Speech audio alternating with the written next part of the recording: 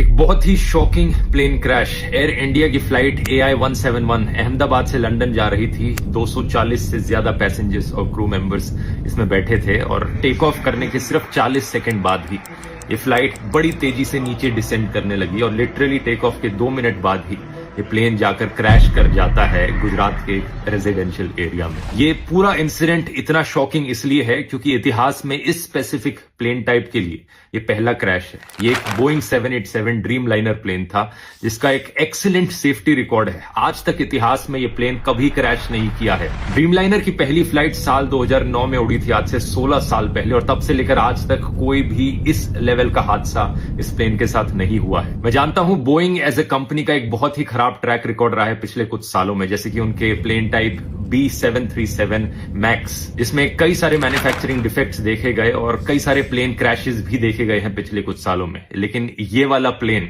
वो नहीं था। इस प्लेन का स्पेसिफिक कोड नंबर VTANB था, जिसे आप इंटरनेट पर जाकर सर्च करोगे तो सारा डेटा मिल जाएगा। ये 11 साल पुराना प्लेन था, कोई ज्यादा पुराना प्लेन नहीं था। ड्रीम लाइनर्स का लाइफ स्पैन 20 से 30 साल तक का होता है। जो पायलट इस प्लेन को उड़ा रहे थे, कैप्टन सुमित सबरवाल, उनका खुद का भी 8200 फ्लाइट आवर्स का फ्लाइट एक्सपीरियंस था, जो कि बहुत अच्छा होता है। तो पायलट भी इनएक्सपीरियंस नहीं थे। अगला सवाल आपके दिमाग में आएगा कि क्या वेदर खराब था? ऐसा भी नहीं था। 1:30 बजे दोपहर के ये क्रैश हुआ। वेदर कंडीशंस अगर देखी जाए तो लगभग 40 डिग्री सेल्सियस के आसपास का तापमान था। कोई ज्यादा तेज हवाएं नहीं चल रही थी। विजिबिलिटी जो थी बहुत ही अच्छी थी, 6 किलोमीटर से ज्यादा की विजिबिलिटी। तो ऐसे में सवाल उठता है कि यहां प्रॉब्लम कहां पर हुई। इसका असली जवाब हमें जल्द ही पता लगेगा। अभी प्लेन के ब्लैक बॉक्स से इंफॉर्मेशन को रिट्रीव किया जा रहा है, लेकिन मोस्ट लाइकली ये पूरा हादसा एक बहुत ही भयंकर टेक्निकल फेलियर का लग रहा है। क्या यहां पर कोई इंजन फेलियर हुआ है मेंटेनेंस फेलियर की वजह से? इसका असली जवाब तो हमें तभी पता लगेगा जब ब्लैक बॉक्स को रिट्रीव करके